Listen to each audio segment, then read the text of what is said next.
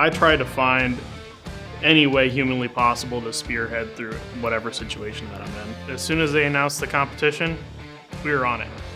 Obviously, we're a three-man team, so we're going to have a cost advantage for that. We practiced a lot, and so we think we're going to be pretty good. One thing I love about machining is I can take a block of metal and make a part out of that. The thought process that goes into actually machining that and making that a reality can be very difficult sometimes. It's a lot of fun. What's our 45 time? 45 seconds. All right, let's Yep, see if we're out this of time. thing works in 45 seconds. Science is so far advanced that there's not much left for humankind to learn, but there's art in everything that we do. Every piece of metal has its own story.